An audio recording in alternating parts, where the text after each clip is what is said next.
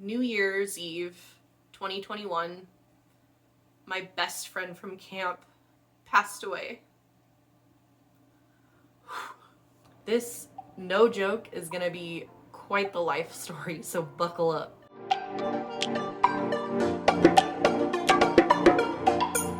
Hey, for those of you who don't know me, my name is Jackie, and I am the photographer here at High Elevation Adventure Photography, and I am here today to talk to you about how I got into adventure photography.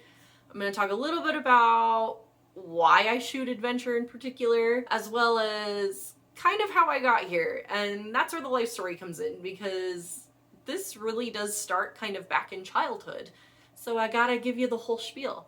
So here we go. I have actually been shooting professionally since 2009. One thing that's been really important for me in my photography this whole time has really been that connection with nature that I have, and how those profound moments in the outdoors really speak to me, and that really speaks through my photos. Tracing back to my childhood, we have to go all the way back until I was a little kid, like 8-9 years old. I actually hated hiking with my parents.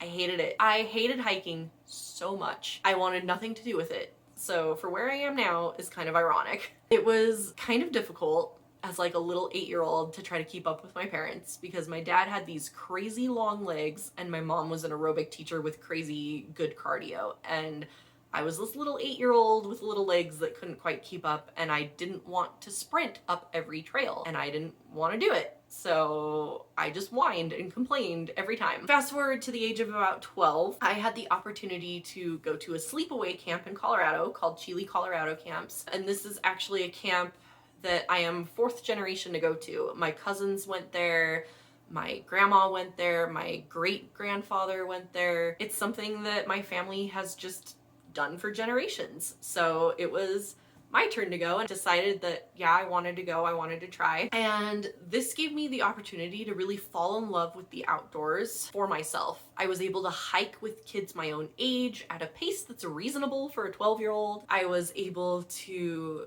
go do my own little explorations, do craft and paint and camp and backpack and just try things my way and do it at my own pace in a way that I wanted to. Every year when I would go to camp, my parents would send me with 4 disposable cameras, basically one for each week, because it was a 4-week camp. It was never enough.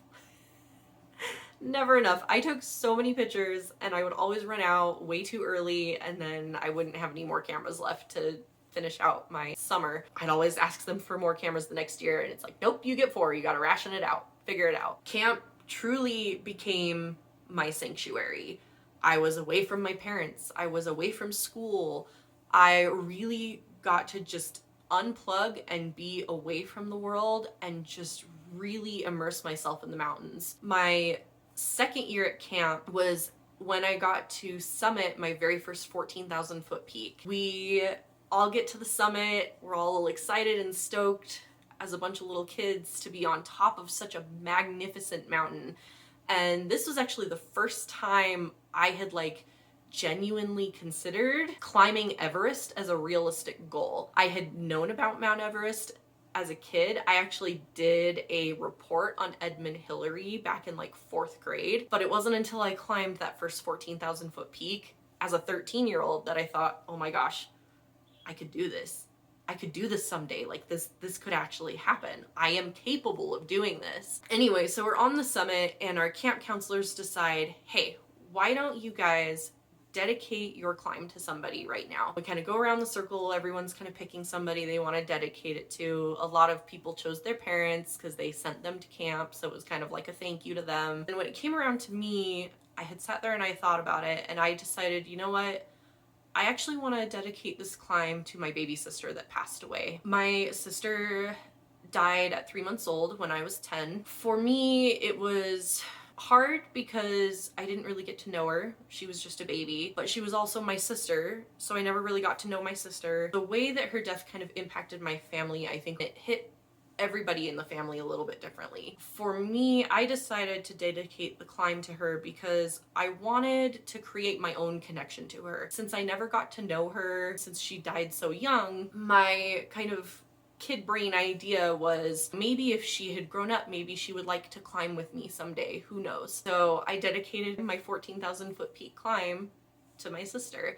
And that's really where my connection with nature, I think, really began. I was able to kind of connect and learn how to connect in my own way during that very first summer at camp, but this second summer is when it really, really became personal to me, and I was able to really create that personal connection with the outdoors. Anytime I go back to Colorado and I'm in those Rocky Mountain peaks, I can feel that connection. Even if I'm not like thinking about my sister specifically, it's just such a profound connection to those mountains. Once I'm there, I'm immediately in it and I can just tell. This continued as I got older and I continued to go to camp. I went to camp every summer up until I was 18. The best part about camp was making connections at camp as well.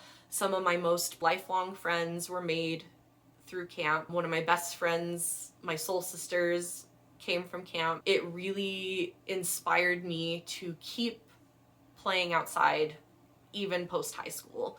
I knew I wanted to keep climbing. I knew I wanted to push towards bigger goals. When I graduated high school, my first major in college was actually photography. I did a little bit of photography in high school. I worked on the yearbook committee and I took a couple photography classes, but ultimately it wasn't until college that I was able to kind of learn how to shoot the landscape the way that I really wanted to.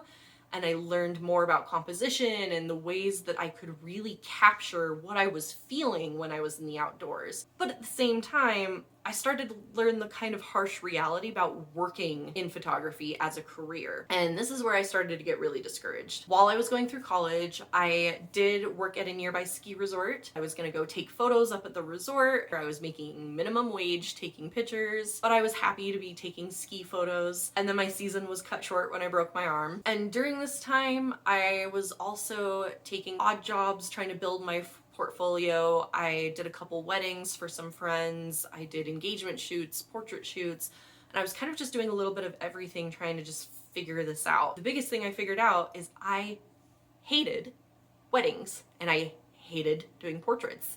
It was not what I wanted to do. I kind of hit this harsh reality of I live in Utah. Where's the money in Utah for photography? Weddings, engagements, other portrait shoots, family shoots, not what I want to do, not what I want to do at all. So I was feeling really discouraged because I realized, like, if this is what it means to be a photographer as a career, I don't want to do this. This is miserable. I really don't want to do this for the rest of my life. I want to shoot mountains. I want to shoot landscapes. And unless I somehow get in with National Geographic, I'm probably never going to make money.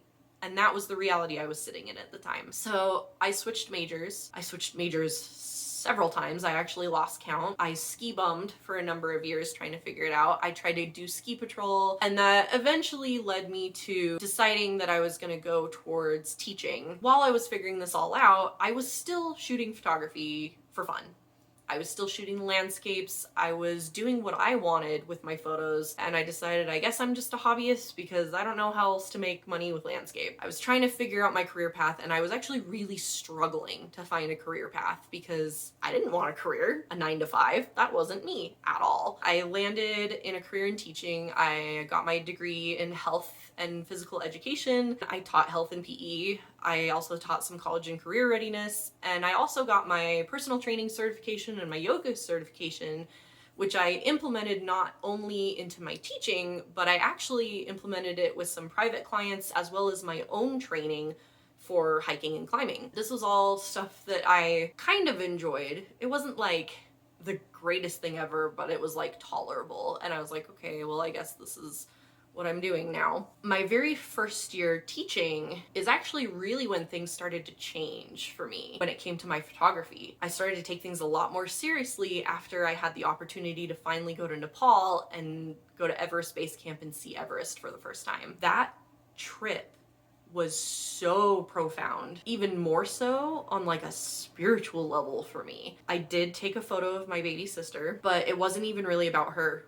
It was about finding myself, finding my voice, believing in myself, conquering myself. It was about overcoming every obstacle I had reached up to this point. My goal for Everest Base Camp actually started when I was about 19 or so. I was actually really struggling with pretty severe depression and anxiety and an eating disorder. And when I went to see a therapist for the first time, the first question she asked me was if I had a life goal. I couldn't really think of one at the time, and she told me to think deeper, think deeper. I eventually got to a point where I was like, yeah, I guess so, but I don't know that it's realistic, because she wanted me to come up with a realistic goal, obviously. So I told her about how I had kind of always wanted to climb Mount Everest since I was a kid, but here I am, deep in self-doubt, deep in an eating disorder. I had no self-esteem, no self-worth. I didn't believe that Everest was possible for me anymore. But back when I was 13 years old and standing on top of my first 14,000 foot peak, it was possible. When we talked about my goal, she said, okay, well, what is realistic? If Everest is not realistic right now, what is? And I sat and I thought about it, and I was like, I know I can get to base camp. It's just a walk. It's not technical. I know I can do that. And she said, okay, that's gonna be your goal. Get to base camp first. So after couple years of therapy and working on that and then getting into teaching, I decided that was going to be the year. My first year teaching, I saved $500 a month to make sure that I could afford to go to Nepal, and I went. It was an incredibly life-changing experience for me on that like profound, deep emotional level, because of all the work I had done over the years to get to this point, to prove to myself that I can still do this.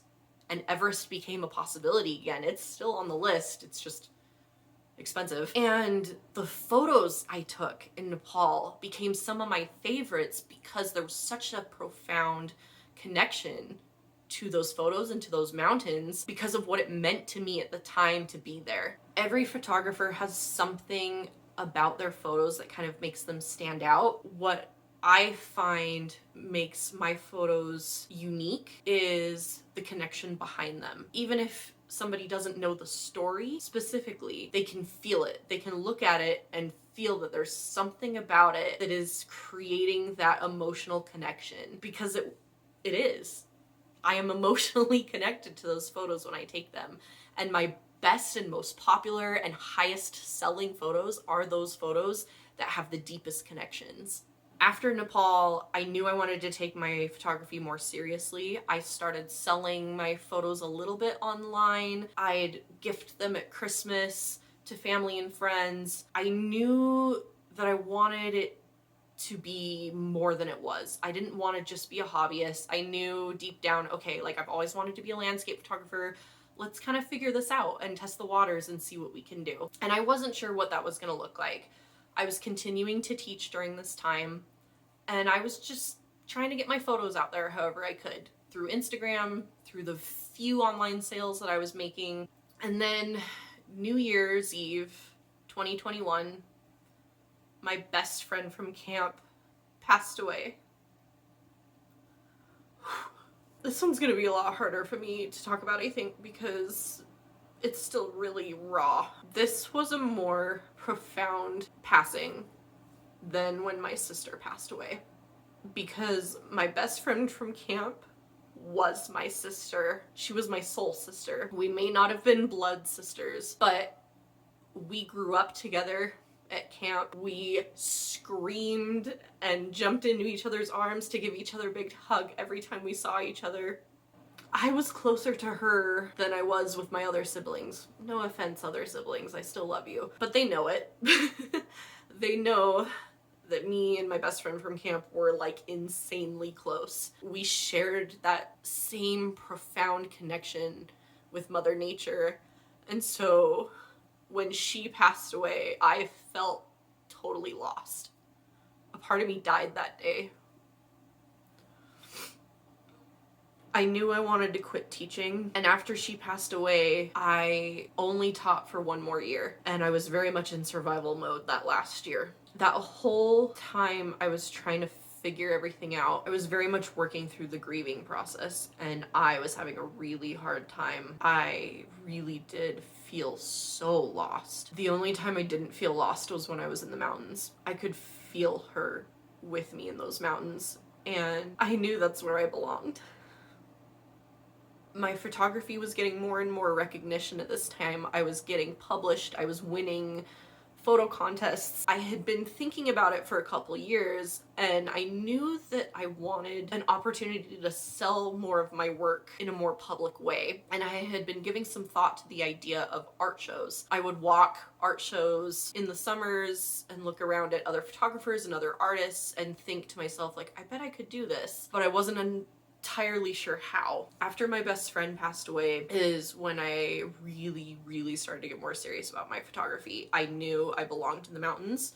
I knew I needed to be out there connecting with nature, connecting with my best friend, and taking photos. I knew I wanted to be selling my work. So I quit teaching and I made it happen, and it was hard. I was still going through the grieving processes. I was trying to like apply for shows and set things up, but anytime I was working on my photography, I felt happy. I felt hopeful, and I felt like I could heal. And then anytime I had to go to school and teach, I just felt trapped. Honestly, I love my students and they know that I love them, but they also know it wasn't where I was meant to be forever. They knew that I had to chase my crazy dreams too, and I hope that I inspire them to chase theirs. After I quit teaching last May, I had a beautiful summer doing shows and just trying to get a handle on making this a full-time job for myself. I had about 5 shows over the summer. I learned a lot from all of them. And then I also did a holiday show in November, which I learned even more from, and will probably never do that again. But as I move into this new year, I am so excited for what's to come. Like, it hasn't even entirely hit me yet.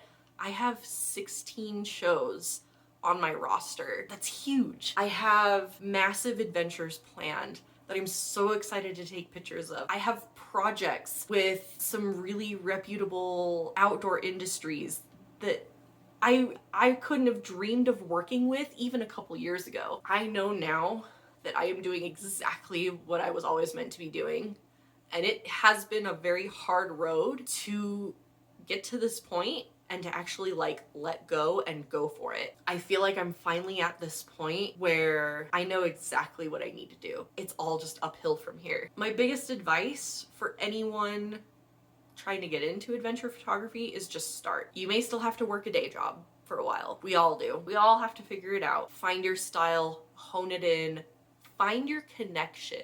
That's the most important piece. Why? Why are you shooting adventure? Why are you connecting? What is it about nature that is driving you in and creating your beautiful works of art? I hope that my story can maybe give some inspiration for anyone else out there who is trying to just follow their dreams, whether it's photography or not. Find why it's meaningful to you, and the rest will follow. How I connect with my outdoors is really what drives my photography, 100%. If you liked this video, please give it a like, give my channel a subscribe. I will have so much more content for you in the future. And as always, I will see you in the next video.